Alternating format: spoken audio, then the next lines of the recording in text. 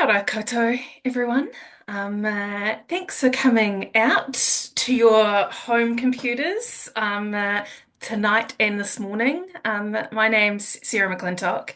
I'm the director at Aratoi Wairarapa Museum of Art and History. I've had the great pleasure of working with Kat Auburn and Christine Borland on their rather remarkable exhibition, Approaching Home.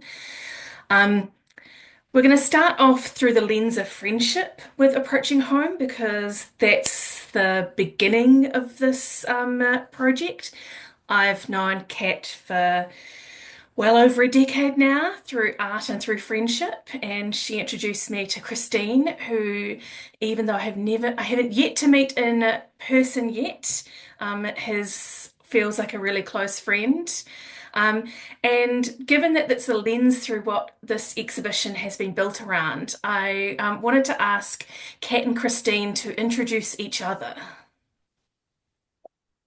Would you Oh, we like should to go have first, decided. Christine? Yeah, I was thinking we should have decided that, shouldn't we? Yeah, we should have. Yes, I'm happy to go first. Well, the lens of friendship is so relevant, but I guess the starting point is the lens of student-teacher relationship for Kat and I. Kat joined the MFA course in Northumbria, where I'm a professor in 2015. Mhm. And I've been working there for a few years.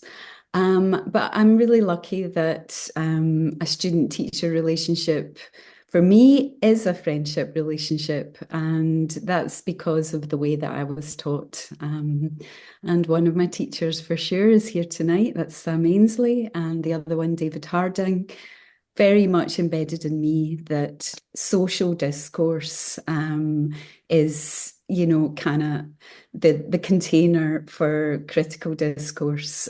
So that is the basis on which I approach my teaching. So even looking at Kat's application for the course, I became excited because I could see that textile practices, like with myself, were very much at the core of Kat's work. And at that time, she was working on several World War One projects, one of them with Sarah, and I myself was beginning to work on a World War One kind of commemorative project. So we had a loads of synergies as student teacher, and as I say, because I was able to build in so much kind of social interaction into the way that I was teaching on the course, making soup, going on loads of trips, doing events, really doing a lot of sort of student-led kind of teaching, and Kat was always very much up for being, being a leader and galvanizing everyone, which I so appreciate. So friendship grew during that time, and then Kat became really busy. You were doing lots of commissions after that, but in and around Newcastle. But you did find time to, we kept in touch. Um, Socially, and I suppose that kind of friendship grew from a student-teacher relationship during that time. You were doing amazing projects, and we began to talk about the very seeds of thinking about PhD work, about me being your supervisor. So that was kind of running under that. And also, you managed to fit me in amongst all your projects and work to work with me on several occasions that were really quite intense. As a studio assistant, as a research assistant, and one of those occasions, for example, was going to Flanders to do some work on a shooting range with the guys who detonate all the World War One munitions that still are constantly ploughed up in Flanders. So that was a pretty intense experience. And as you can imagine, just over time, friendship sort of grew until Kat began her application for PhD study in earnest, which again is a really intense time trying to shape, trying to articulate and shape a relationship between supervisor and student, because that has to be extremely relevant and is at the core when the applications are being looked at for funding. So that was a really lovely moment to try and articulate why it made sense for Kat and I to be working together. And of course, that just continued throughout Kat's almost 4 years. I think it was 4 years because of the Oh, pandemic. yeah. And the pandemic meant that Kat relocated to Scotland from Newcastle to Helensburgh, actually, which is only 10 or 12 miles from where I live. And well, you'll be able to talk more about that, Kat. But Kat's PhD project had to turn itself on its head. All international travel, of course, was off the cards. And I think you felt there was very little reason to stay in Newcastle. And so during the pandemic, wild swimming, doing flaxing stuff, doing textiles things. There wasn't really a lot else to do. So that was another intense moment where we were able to, it was able to, our friendship was able to grow in an amazing way. And Kat's PhD work was always going to be shown in New Zealand. So Sarah's name had come up to me an awful lot through just talking to Kat about her ongoing work. I can't remember when she popped the question, would I like to come? It just began to make sense as Kat neared the end of our studies that we begin to talk about that. Part of it was around my interest in a plant fibre indigenous to New Zealand called Harakiki. The New Zealand flax is what it's called in this country. So I think that's enough. Pass you over to you, Kat. Um, yeah, it's so interesting covering the same ground, but from like a slightly different perspective, obviously being in the kind of student side of the relationship. Um, but I left Aotearoa in 2015 to study on the MFA. And Christine was the Baltic professor, so running the MFA program, which was this really cool program between Northumbria University and the Baltic Centre of Art in Gateshead. And I'd been trying to figure out whereabouts I'd like to do. I had a final year of an MFA to do, and I felt like it would be amazing to do it overseas. But that relationship that Christine had built with her colleagues between the gallery and the university was really like enticing for me, because it was so embedded in like professional practice, and sort of allowed me to, it made me feel like I would be able to kind of maintain that level of professionality that I'd been working in Aotearoa. But I, of course, knew of Christine's work before I went to the MFA program. And there's like one work that stays in my mind in particular from 2011 called Cast from Nature, which is you were showing at the Camden Arts Centre, and where you had gone into the collection of the Royal College of Surgeons in Edinburgh and found this plaster cast of this sort of flayed body. And I'd seen a video of the way that you spoke about the development of that work, and it was very sort of ethically driven. It was sort of dealing with museums and collections, and like it was materially led as well.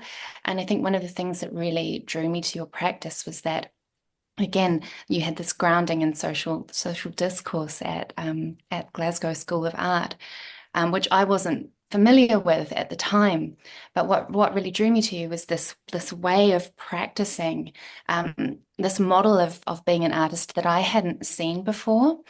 And I felt that it was, I felt like I would like some like really strong female energied mentorship.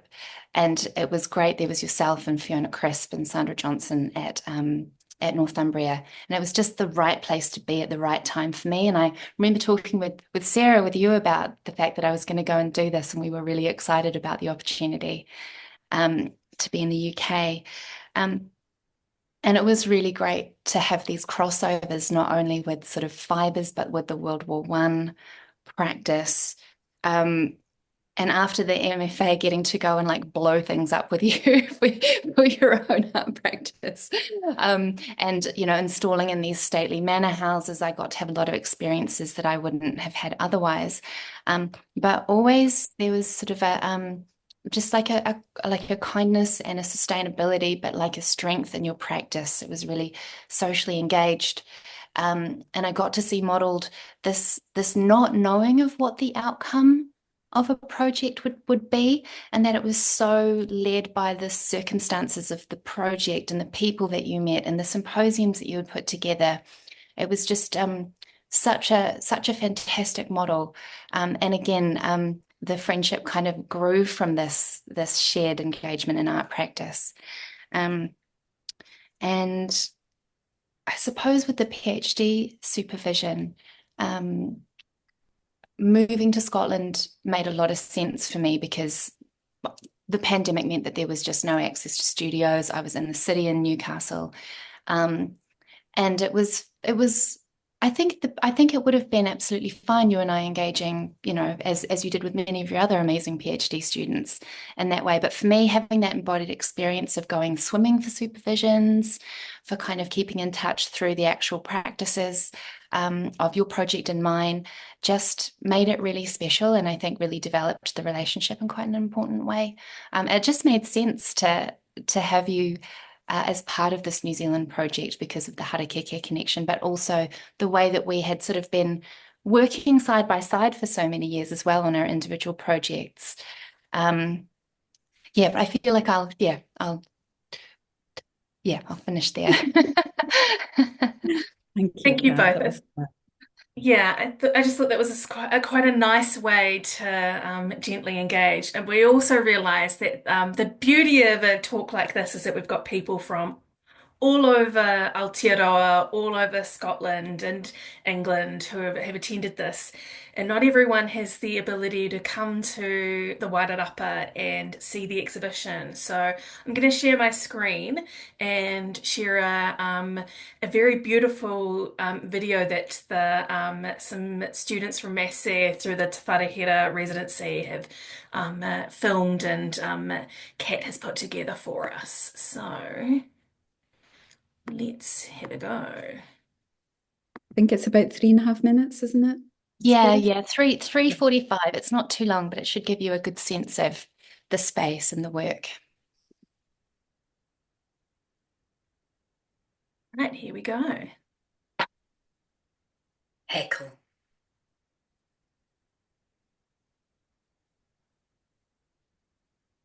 Everyone wants a turn at heckling. We swing the flaxtail from behind our backs, down through 3 descending sizes of combs in turn. Nervous of the precious fibres caught on the teeth, I instruct to think of a child's head and comb from the ends towards the middle, moving back to the coarsest comb if there's a knot. Never tug. The long line flax is tied in bunches and hung against the wall to be admired. The range of grey, white and yellowish tones is incredible.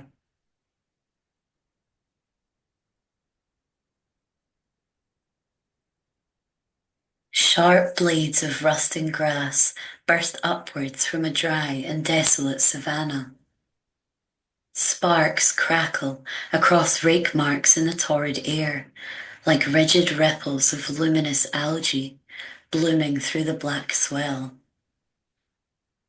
An ancient emperor sits cross-legged on a golden throne and slides a tile of bone dotted with red and black across the backs of her people. The mahjong flowers form neat rows of carved stems, pounded into an infinite abyss by a porcelain hammer. Glimpses of pearl.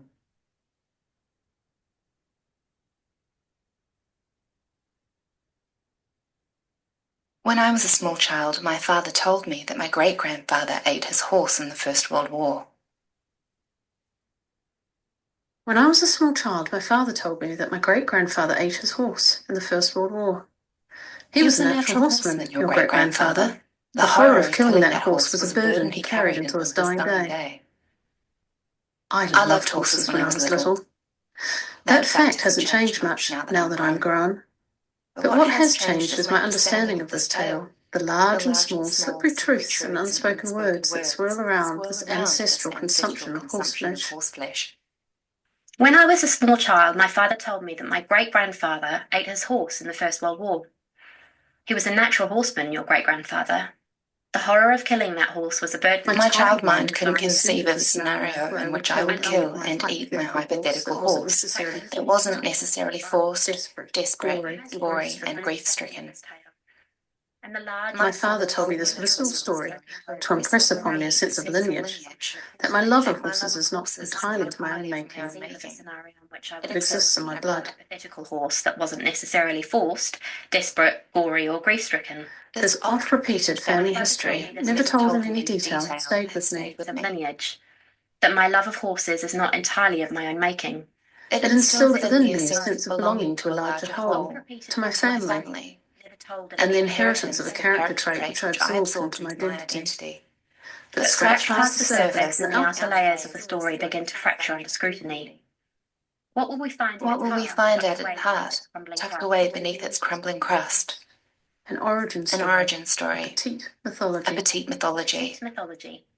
Let us see what lies beneath this legend's crust.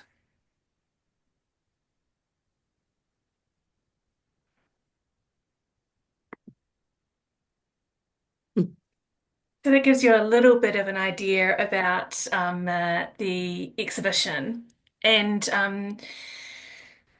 the thing that really struck me when we first were installing is the presence of you both, Kat and Christine, the in the exhibition itself, the physical presence, the embodied way in which you've created this work. Do you want to talk a little bit about how, conceptually and physically, your own bodies, your own processes, your own existence winds its way into this project and into your work in general?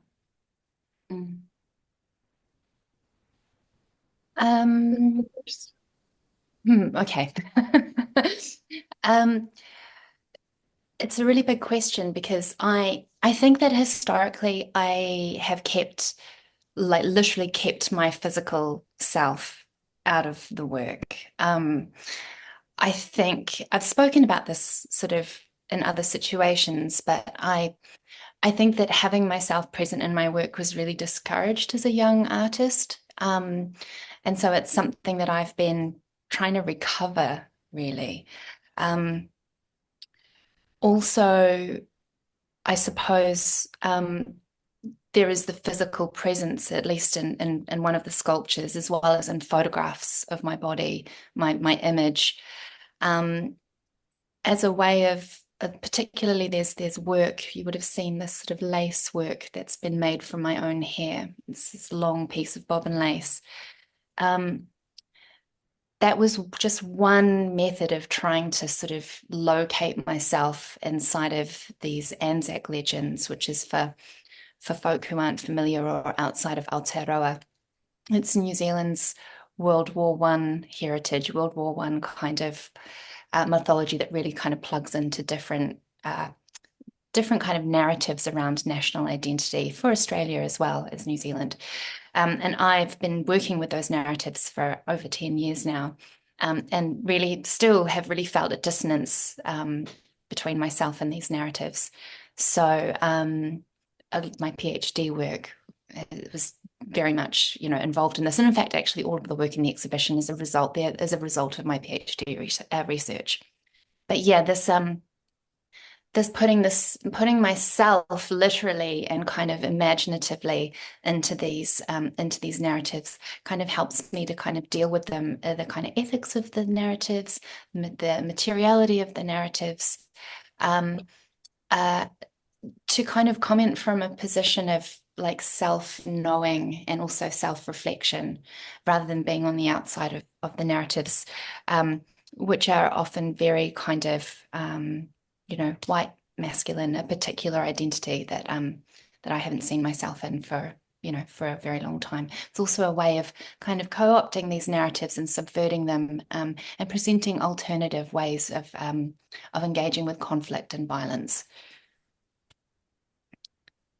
Thank you, Kat, and thanks for going first. Yeah, I guess the body, specifically the female body, has been at the core of my practice for as long as I can remember. But that is different from my body. So the body as part of a kind of critical discourse, the female body in relation to medicine, in relation to science, and society has always been at the core of my practice. Kat mentioned that work with the anatomical body that I was making in 2012. But as I say, that's very different from centering your own body. But the body as a way of telling a story as well was at the core of has always been at the core of the practice. But it was really when I started to do a lot of process-based work with fibres, which is, I guess, the new body of work that my works in the exhibition grow from.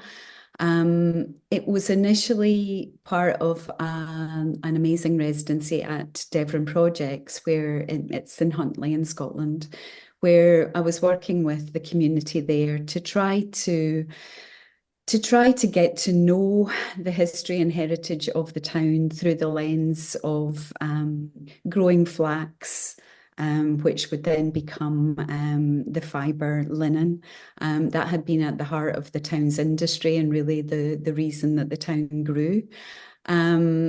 However, it was a lot of kind of physical labour that I guess at that point in time, I began to be aware was at the edge of possibility for me because of the age I was getting to be. And so there was a lot of kind of different reflections there in relation to all the kind of heavy gardening work, heavy processing work.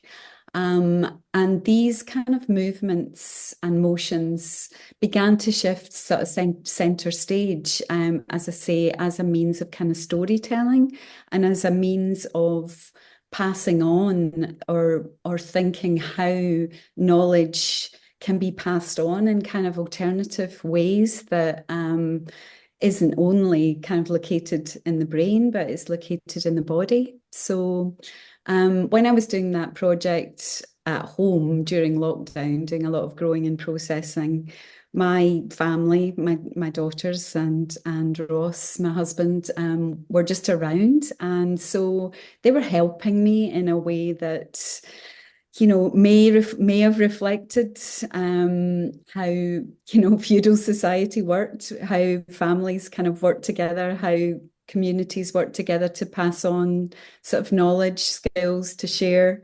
So you heard my daughter Grace's voice. She is studying Scottish speculative women's fiction and science fiction, doing a PhD. So she began to write a kind of response to my just very literal descriptions of the processes that I was doing and as she was watching me. So these movements, as I say, became very much the means of kind of storytelling, but it was through the absolute interaction with the material. So there was something about a kind of truth in these movements and in the kind of physical body as a representation of this kind of story that, as Kat said, to put that as a kind of ethical core of the project seemed like a really good way to move forward. That there was all sorts of context, social context and history beginning to build as I became aware, for example, of the social and historical context and problematics of linen and the linen industry and the textile industry globally. But this kind of truth that was rooted in actually physically enacting processes, putting them at the core of the project, became more and more relevant in a way that's a little bit different to the way that I've worked in relation to the body in the past. I think there's lots more to say, but I guess it'll come out in other questions. It's probably enough for now. I was wondering if I could tack something onto the end of that, just in terms of the way that we've gone about the exhibition installation, the kind of like the actual physical space of the exhibition is so much of it was determined by our bodies as well. And so the height that things have been hung, like your cloths are hung at the height of your shoulders, like the photographs are sort of mirror where our eyes would be. Some of the details, like our bodies have really determined the hang of the exhibition too. Oh, absolutely. And I think Sarah has some questions about the working sort of process, because it turned into something that we did not expect. And thank goodness our kind of way of working. Unknown caller. Should have put my phone on silent, shouldn't I? Yes, of course, I'm not there. So we had to kind of jump to a different kind of way of working because of that. So, the absence of my body and my physical self in Aotearoa and in the exhibition became something that we had to embrace, and something that, became overtly sort of present in the exhibition that maybe wasn't planned originally.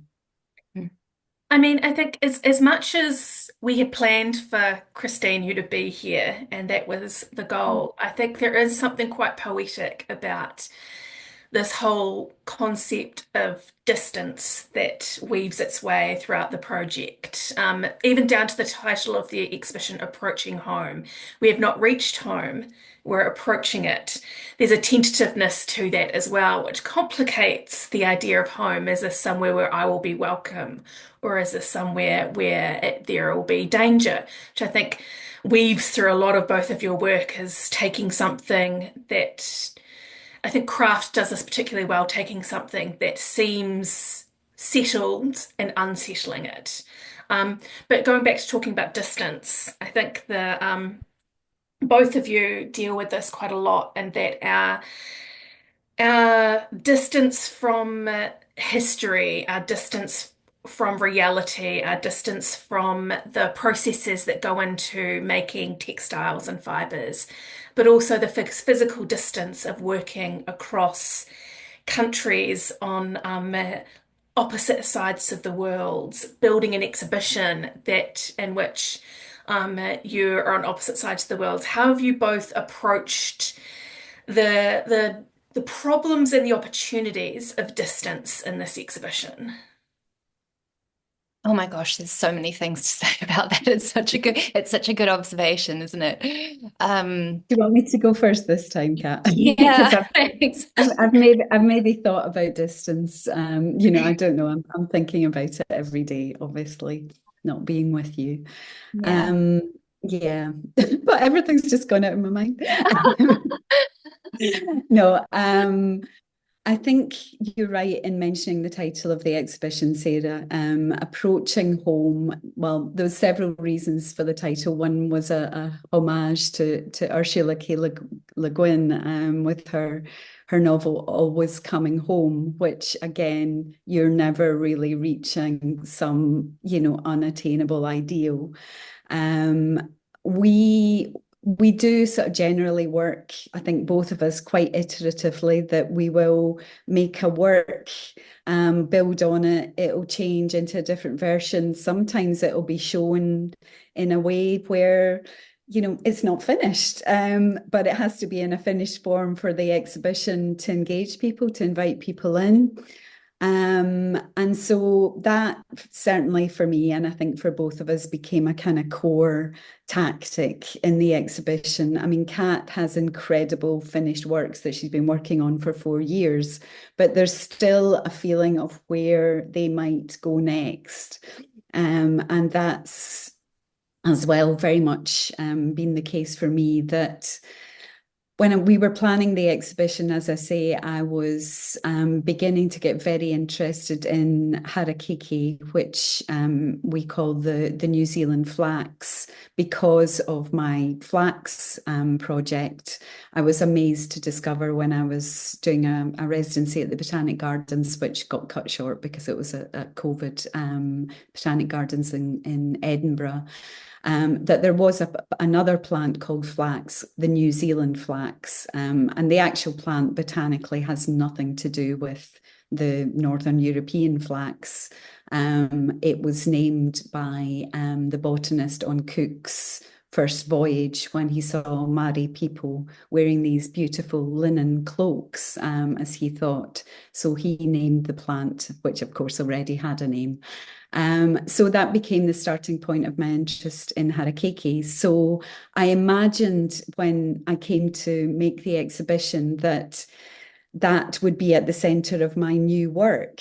But because of being ill and the build up to the exhibition not being what we anticipated it to be, really I had to pivot to make my work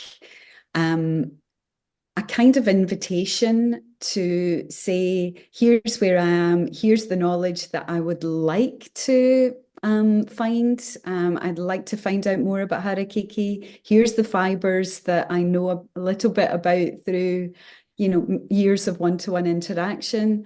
Harakeke, I know to hold profound spiritual, social, economical, and botanical significance for Maori people, but I can't proceed with using that fibre without first-hand knowledge, guidance, and I'm not going to get that because I'm not going to be there. So the work has to be a sort of show and tell of where I am at this moment, including fibres which are ready to weave into a new cloth. Lynn Hawking, the weaver who's worked with me on the other cloths, take note. But it's a work in progress. So I hope that these works would be an invitation to conversation that, Kat has often been the first-hand intermediary in those conversations because she's there. But my evenings and early mornings have turned into this absolute joy of, going on a tour of Auckland Museum's harakeke cloak collection, for example, at sort of midnight. Via video call. Yeah. So there is nothing like, first-hand one-to-one experience, of course, especially in the kind of area of, kind of knowledge generation and gathering that I hope to be working in with the harakeke fibre. But the fact that Kat is there in person, has made it all possible. I'm not sure I've answered the question, but hopefully I've said something useful for you to riff off, Kat. Yeah, I think that the way of working with this distance it's been such a new way of working for me, even down to to return to the exhibition space. The way of installing the exhibition, not only kind of matching up your access needs with the time difference of actually having to slow everything right down and to make decisions in a really sort of methodical way. I'm quite used to powering through things, and to actually be brought back to a really sustainable pace has been quite amazing. And also just making sure that you're present in every way possible, has been kind of an amazing process too. I remember when on that occasion that we were at the Auckland War Memorial Museum's collection, and afterwards the collection managers and Rowan Panther, who was there with us, just saying you felt so absolutely present in the space. So there are ways of collapsing distance and intimacy that have been, these methods, we have been developing this way of working, and I think that kind of bodes well for future work between Aotearoa and Scotland that we're working on with friends. But also thinking about distance and of this idea of approaching home. Christine and I, we wanted to introduce each other to our homes. Of course, I've been with you, Christine, in your home physically for a long time, but this was an opportunity to introduce you to my home in Aotearoa, which honestly had stopped feeling homely for a long time because I hadn't been able to get back here, yet all of my work had been so focused on this kind of New Zealand identity. And so distance for me in my work and in the exhibition has been around sort of navigating discomfort, this idea of like being of like genetically from the UK, like for want of a better way of phrasing it, and still not belonging to the UK as an immigrant has been just a very interesting identity to kind of manage, and that filters its way through my art practice all the time, like managing through the pandemic without being able to do any field work or returning to Aotearoa is how to engage with these narratives, with the Scottish landscape as this kind of imaginative space for Aotearoa kind of like identity has been a really interesting one to sort of navigate, and that plays out in the artwork in sort of multiple ways, with my body, my literal body swimming in the landscape in Scotland, which is the area that Christine and I live in locally is it's a lot of it is Ministry of Defence land because we live really near the naval base, the nuclear naval base. So there were ways of kind of imaginatively engaging with Aotearoa from a distance, but also history as well, the distance of history, like dealing with narratives from 100 years ago, like this World War I veteran, Lance Corporal Rudd, and his story from 100 years ago becoming very present today and kind of mirroring that and how we're always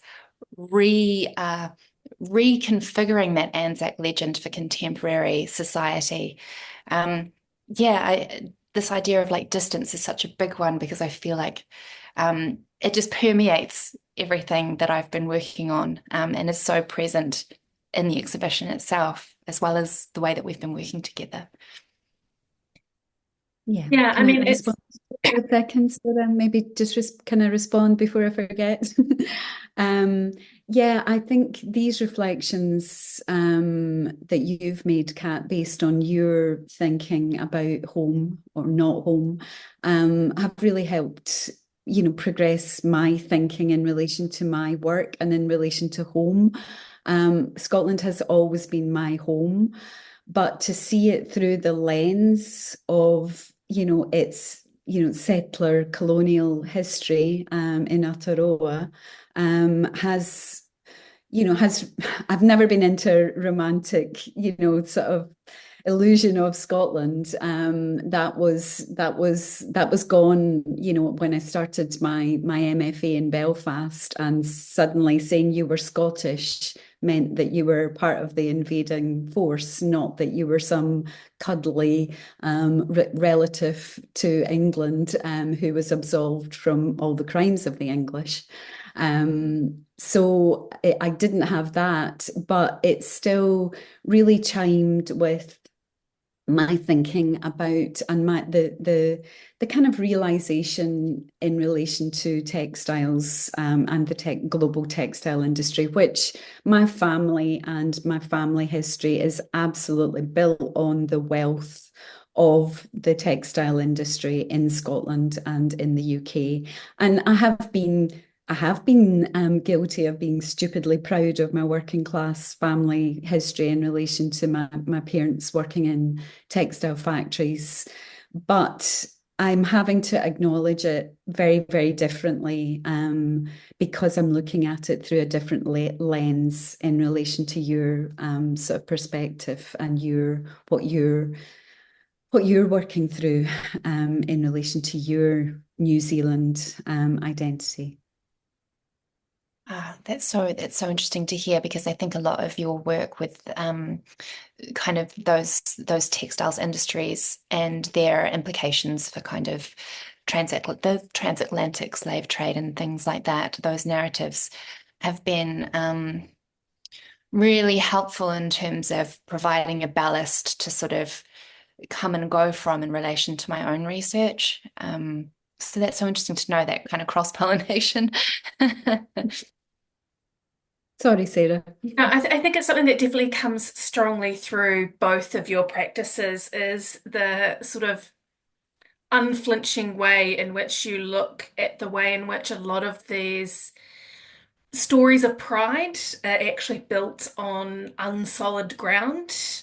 Particularly, I think, made more powerful by the fact that you're often both coming from a feminist perspective, and that the voices not often shared in these histories are the voices of the women who are either entirely forgotten, left behind, or not at the forefront.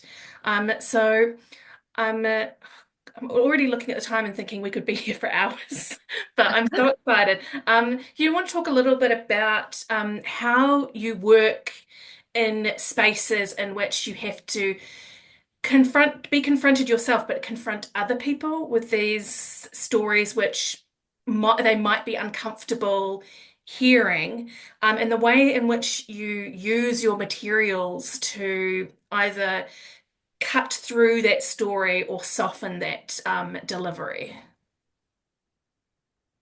I feel like I've learned a lot from Christine on this one, to be honest. In terms of when I've seen Christine working in these kind of difficult territories, speaking from the projects that you've done, Christine, that I've experienced myself sort of firsthand. What Christine often does is gathers people together while the work is in progress, so that the kind of the trickiness comes out really quickly, and you can address that at the front end of projects. And often this is done through, like, I've been to a couple of amazing symposia that Christine has put on, where people come together and present their sort of different perspectives, and like kernels of ideas can be aired in the public, and that so that these difficult conversations become part of the art practice itself, rather than happening at the end of a project. Would you agree with that, Christine?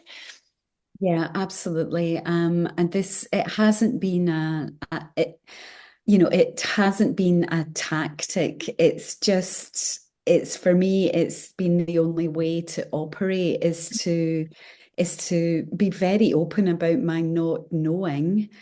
I've spent, a lot of my career sort of going into workplaces of people who are experts, and I am very much a non-expert, but I've got to believe that my perspective and what I can see might be, might give something, might generate something, not only for me and the work that I want to make from it, but from the people who are kindly giving me their time. So even though I may be in situations where I'm working with someone on a shooting range or someone who's in the armed forces, which, I'm not naturally going to feel are my people, it's still, a one-to-one, intimate dialogue between people who've got much more in common than not in common, because we're people. So there's that as the core of the process, and then opening that out just in concentric circles to an audience of friends, again, to go back to friendship, fellow artists, fellow academics, and to really, just open that not knowing space and hear what people think, and also to introduce the thorny issues, very, very early on, because I need help to think through these things. And, materials help me think through them, processes help me think through them. But this kind of way of working, where I suppose a symposium that I did as part of my World War One work with Glasgow Museums called Doubtful Occasion, which is maybe halfway through my residency that Kat attended and spoke at, was, a kind of exemplar of that, because there was some money to do that properly, to get people to come and speak and pay them, and students to come in minibuses and things like that, and to have lots of food and to have lots of events. So yes, it's just been it is a tactic, it is a method, but it's something that's grown very naturally through from working as a student when Sam Ainsley encouraged us to go to, the Anatomy Museum to draw or to speak to people. That was at the core, again, of my, which I know you've said absolutely isn't the case for you, Kat, but that was at the core of my art education way back in the 80s, was to put yourself or be nudged by Sam into situations where you weren't necessarily comfortable in, and all you had was being able to relate to people and find common ground, and articulate what it might be about their expertise or their processes that you felt you could share. I suppose I would add to that then the sort of how that manifests in artworks. Like I had to spend a lot of time at the same time as you want to sort of engage with these kind of tricky, difficult cultural spaces. There are times to pull back, and then there are times to actually hold firm and to be transgressive. And that's maybe not been a natural place for me to kind of operate, as in spaces like in this kind of transgressive way. So like processing everything through making, and through testing, and through material practices really gives me the confidence and the time to kind of really process these ideas through my hands, to make these ethical considerations, and that it's that process that actually creates the artwork. These considerations, I think, has a huge influence on the artworks that are actually generated. I mean, you don't spend 5 years or 4 years making 30 meters of hair lace without having time to consider these things. Yeah, thank you, Kat. I think I maybe made it sound a wee bit happy clappy. My, No, not at all. But yes, it's not that there's not confronting moments, and it's a lot of it is I'm building a kind of ethical boundaries for myself and my practice, and always pushing at the edges of these, and sometimes I'm aware that these are not the same boundaries as the people whose workplaces, for example, I might be working in. So, sometimes I'm pushing at something, in through the practice, so it doesn't feel too scary, but that the other people might not be comfortable with. But because we've developed usually a relationship through our work, we're able to go there. But it's not always, it's not always maybe as happy clappy as I made it sound. So thank you for pointing that out, Kat. I didn't think you made it sound happy clappy. Well, I think from a museum and art gallery perspective, it is really important to, especially in these kinds of works which have that that working with history or working with historical knowledge, it's really important to complicate it, because so often people see museums and history as something that is done, as opposed to something that is still evolving, and that our understanding of it evolves, and that evolution is not always comfortable, because people have been confronted with ideas about, maybe war is bad, and maybe the Anzacs did bad things, and maybe the textile industry has led to a lot of famine and slavery, and the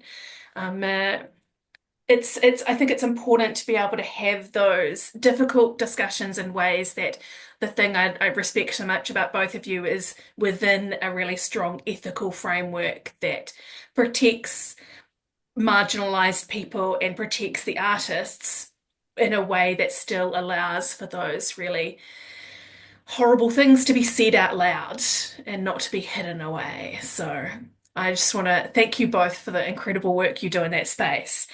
But I know we've probably got a lot of makers who are here as well, who will also be interested in what Kat was talking about I know both of you do this as process as the art itself, and that the process being a really essential part of not only creating the final work, but being worthy and important in and of itself.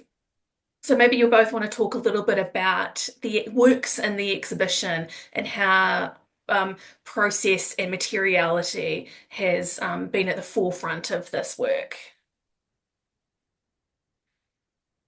I Yes. think you could pick up with I'm sure everyone's intrigued about the hair cat, so maybe you could go first with that. If you want, Kat, I could share my screen with a few pictures of the individual works for both of you if you want to do it that way.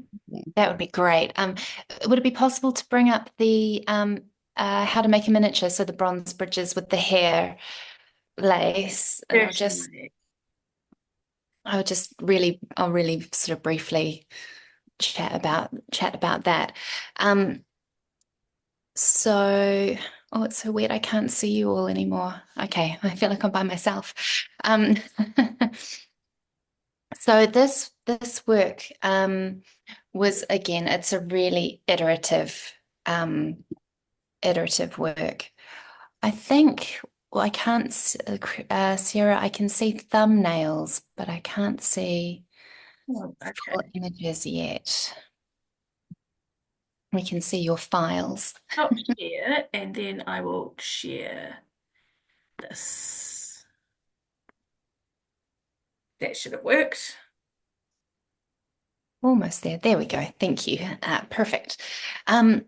So this piece I started in 2019, and I was filming myself first sculpting the bridges and then making the hair lace out of my hair.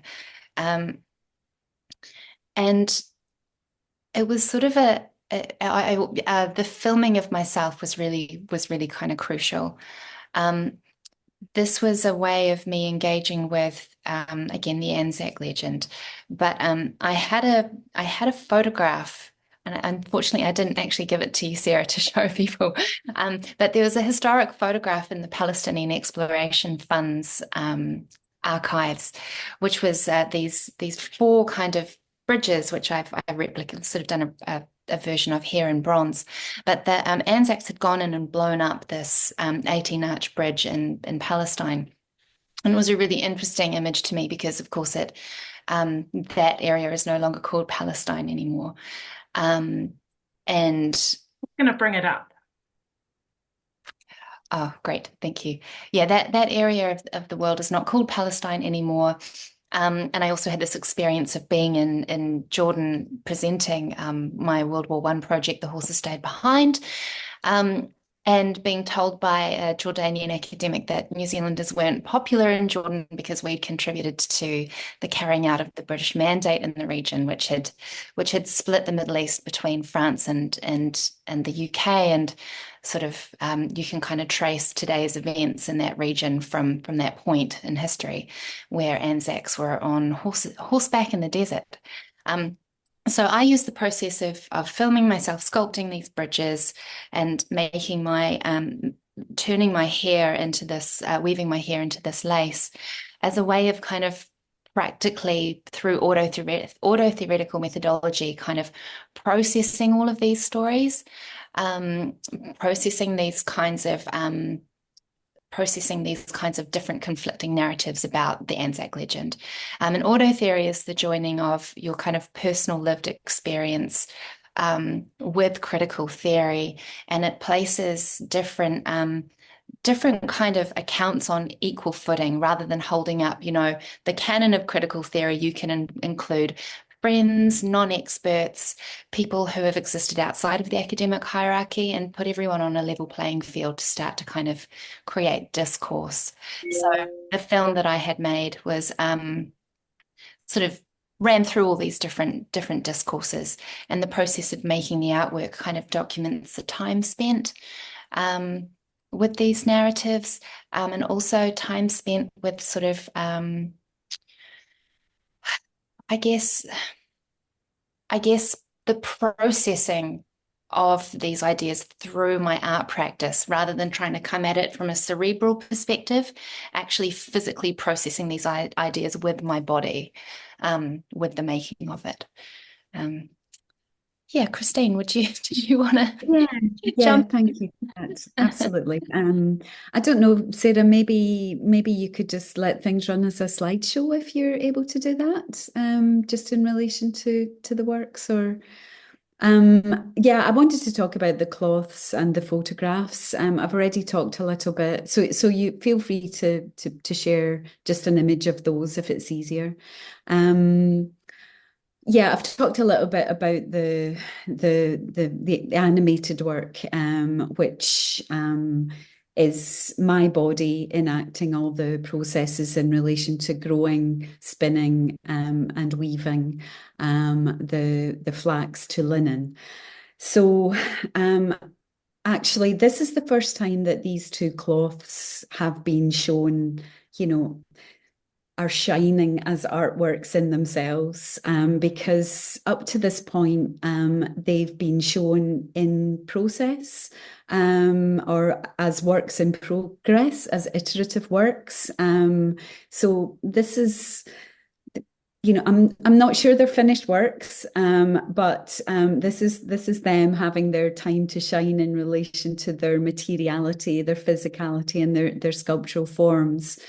So the cloth on the left is, I call it foundation cloth. That's its title. And it's the first cloth that I made, that started in 2019 with the research at Devon Projects that I mentioned. It went from a growing project, processing raw materials, plant fibres, into a project which again was embedded in the local community, where I learned to spin alongside some local textile practitioners, one of whom is Lynn Hawking, who's here today.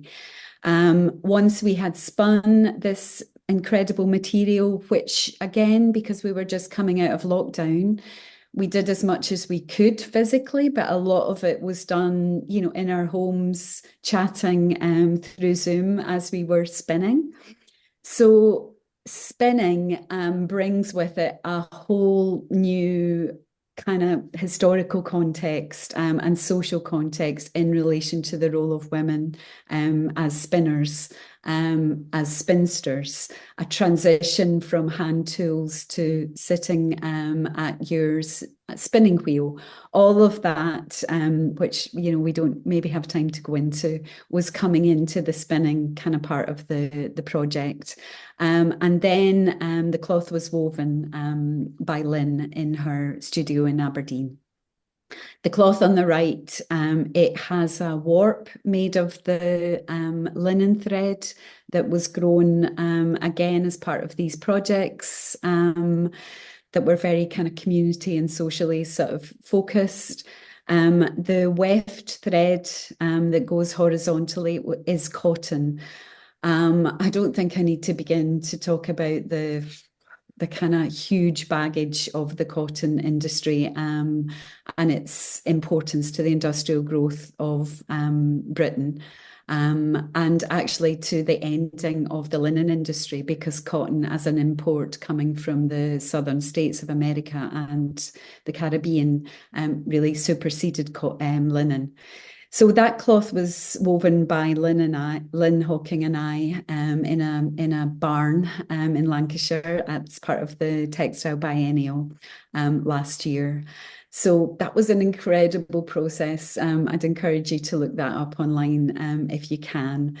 But both of these are their first showings off the loom. And the way that I've shown them, they're, as Kat mentioned, they're very much at everyone's body height, but in reference to the height of my body, my shoulders.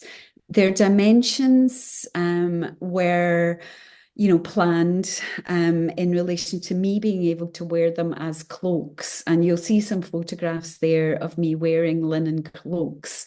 These are part of a series called Practice Turns. The cloaks that I'm wearing is just raw, industrially processed linen. So I'm using that as a way to enact, almost to take on a character who can reenact some of the processes, but take them to a slightly different and riskier place. But to go back to the cloths themselves, the decisions to position them sculpturally, as I have done in the exhibition, were very much in relation to, and maybe you can bring this up, Sarah, in the way that you magicked Kat's photograph. Again, this is something very much in common with Kat in relation to archival sources. I'm talking about the photo of Joseph Banks. There is a historic photograph of the guy that I mentioned who was the botanist on the Captain Cook's first voyage, where he discovered Australia and Aotearoa. So in this photograph, he is wearing a Māori produced harakeke cloak. So this pride and problematic imagery. He's surrounded by artifacts from the voyage. But I wanted to be able to speak to this image and making processes, investing hours, investing time, becomes a way where, as Kat said in relation to auto theory, it becomes a way that I have felt confident in being able to find my place within these very problematic British historical narratives. So the way that I've exhibited the cloaks, the cloths, is very much, in my mind, it has a reference to just the actual physicality of wearing them as cloaks. They're displayed as cloths, but they're very nuanced kind of little props that create these folds as if they might be draped on the body. And to me, I have in mind this reference point of Joseph Banks, who named the harakeke, the material of the cloth that he's wearing. He named it as the New Zealand flax. It might be a good time to, I can bring up an image of it, I think the work that I think is quite key, which talks to the future of this project and the fact that you work iteratively. We know that this complete exhibition is never going to be complete because it will shift and change, and the works will shift and change. But the work about your conversation that is part of the exhibition. I'll bring up the image. That will be a great way for people to see what we're talking about. Is this Chaka Conversations, Sarah? Yeah. Okay, cool.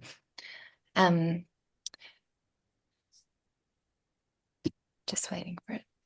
I think that there is also another image that's got the whole of the shelf. Sarah, I'll just scroll through. It'll come up. It'll come up. Maybe one more. Maybe one. No, maybe it isn't there. Should be. No, okay. Yeah, you got the right one. Sorry. So I've had the pleasure of going to Aratoi every week or two to receive Christine's letters that she has been sending to me on harakeke paper made from harakeke. And this was harakeke that's from sort of our local neighbourhood, isn't it, Christine?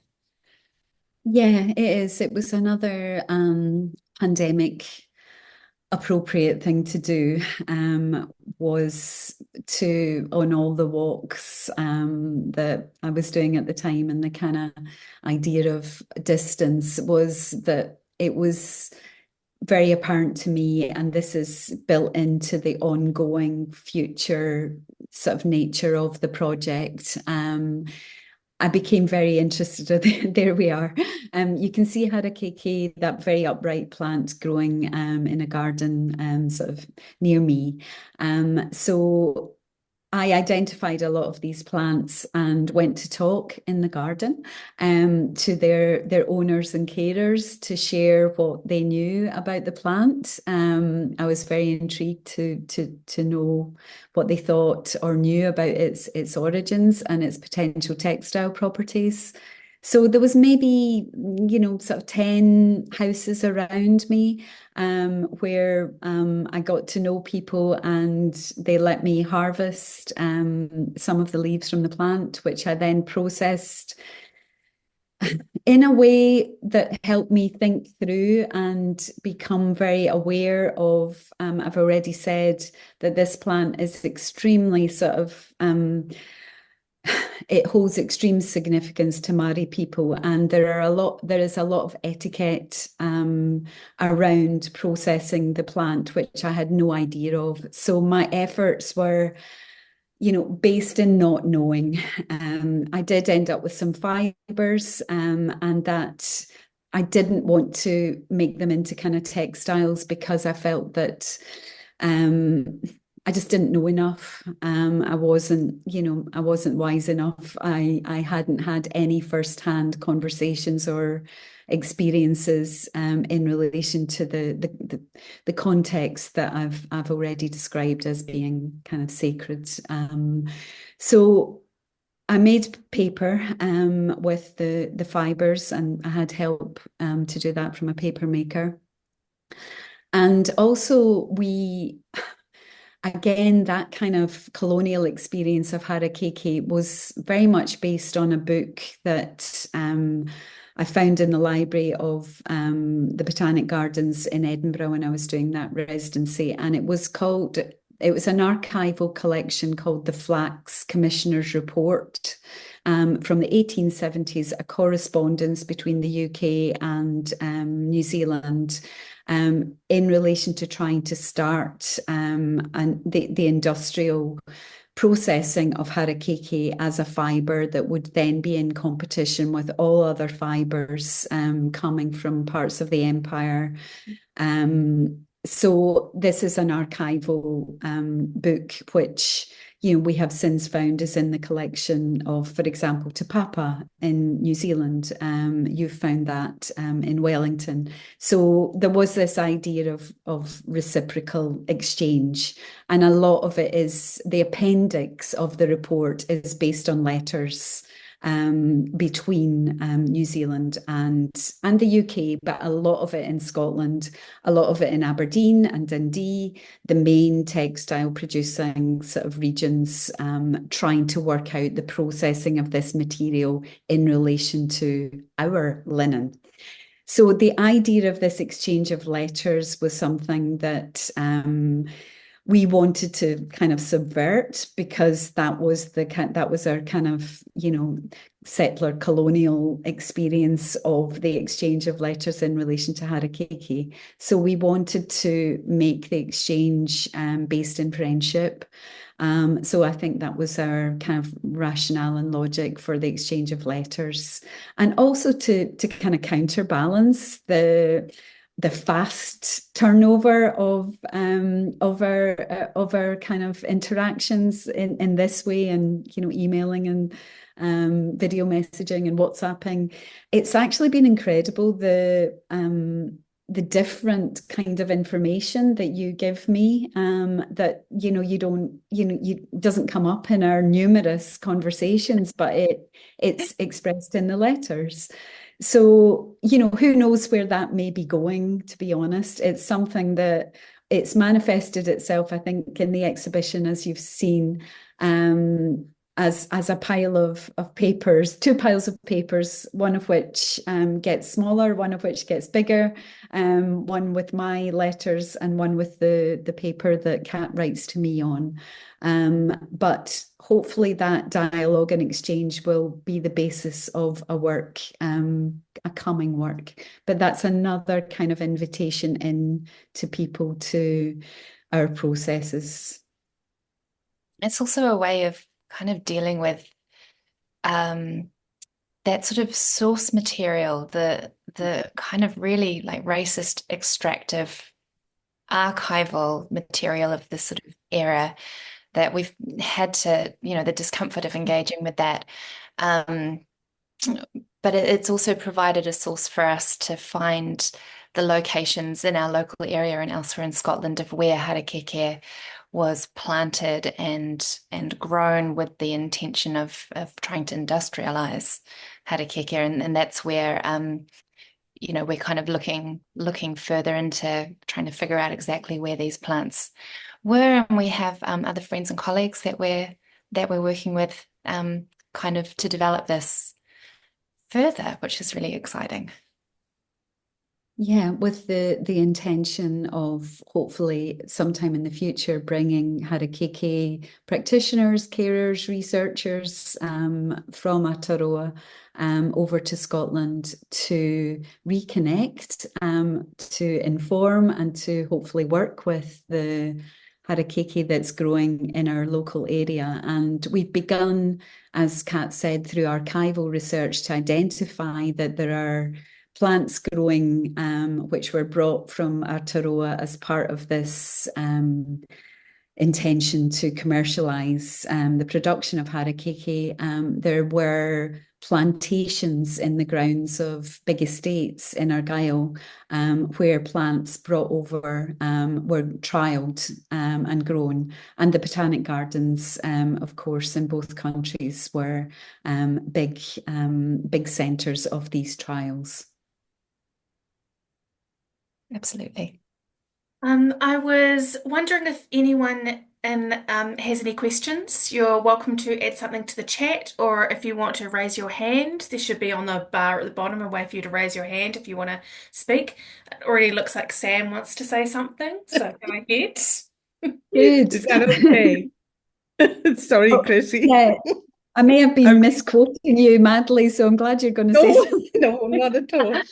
Well, I've been scribbling furiously listening to you and Kate talk because there's so much richness in the work that you're doing. And my mind kept going to all of these kind of fragments of memories from my own past that if I could just go through these 4 or 5 little stories, I guess. Yes, please. I was recently looking through all my old notebooks and I saw a note that a fragment of woven textiles is the earliest known human artifact. And I always believed it was made by a woman, even before ceramic fragments.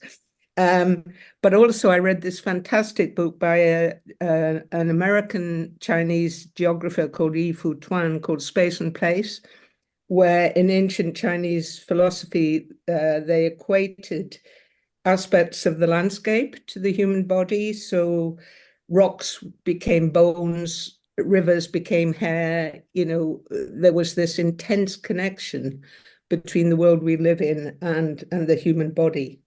And then I remembered the beautiful Bachelard's Poetics of Space and the sense of intimacy in relation to the concept of home, which I think you both have, in your different locations.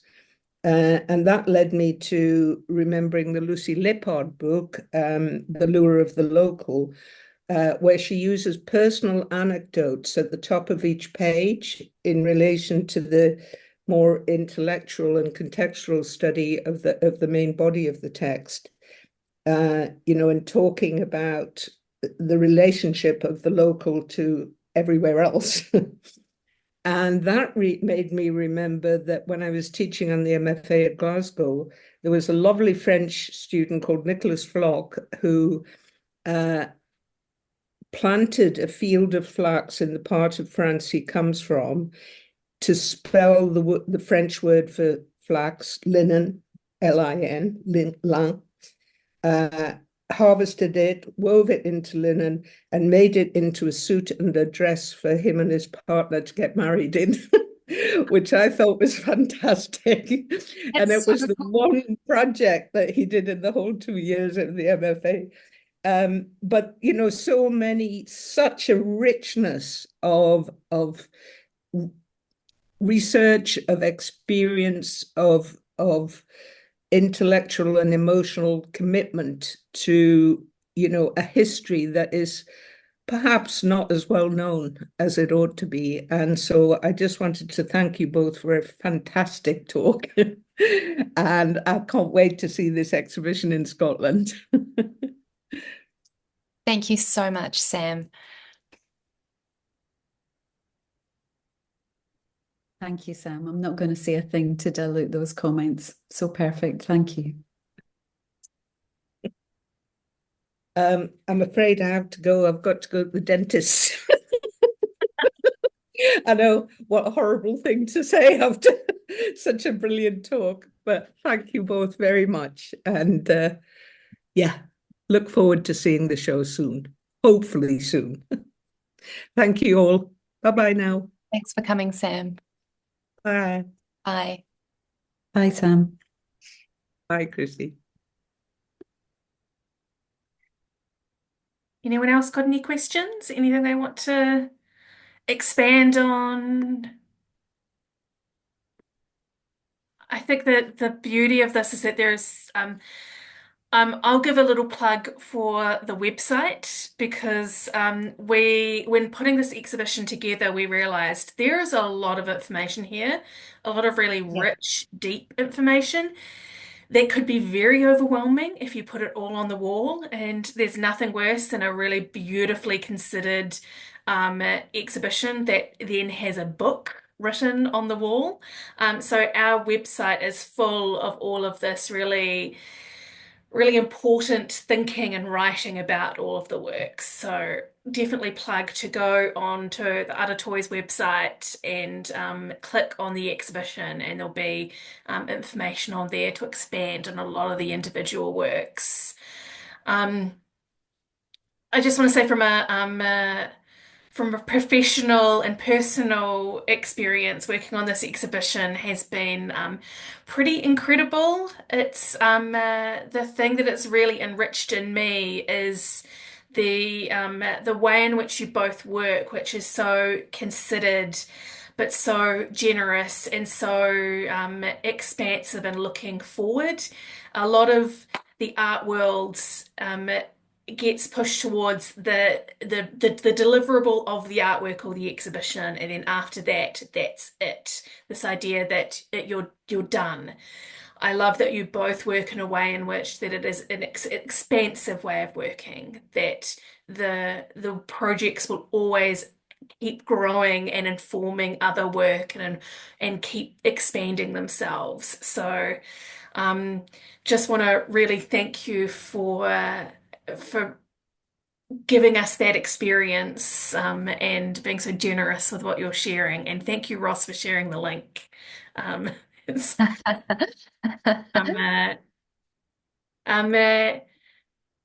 anyone else got anything they want to add? I want to give a big shout out to Te Whare Hēra, Massey University and Wellington City Council, who have been really important partners in this exhibition, and having Kat and Christine as residents. Kat in person, Christine is a resident from Scotland. I think it's been really amazing working with the team there and the way in which they've really embraced a different way of working across time and space. And they've been a really great supporter of the exhibition as well. Yeah, I'd like to second that too. It's been a really amazing combo having Aratoi and Te Hēra on board for this project. It's really meant that the project continued after the exhibition was installed, which was, our kind of big hope, wasn't it, Christine? Yeah, absolutely. Yeah, I'll add my thanks as well because everyone involved has gone above and beyond to accommodate. That doesn't what word doesn't do justice, but to encourage my sort of presence, although it's only virtual. So thank you so much for going above and beyond. And also just to say that, Sarah, you've been alongside us every step of the way, and that is the absolute best kind of practice in relation to curator, director, artist kind of relationships. And it means that the artists never want to leave, that, that becomes a friendship that you want to, you want to sort of stay in touch. And so that encourages us to, think about the long-term sort of nature of this project because we're so invested. And that's thanks to your kind of generosity in engaging, right from, well, your earliest conversations with Kat, which are probably more than a decade ago. So thanks to everyone involved. I'm so grateful. It's been a long con to get free accommodation in Scotland.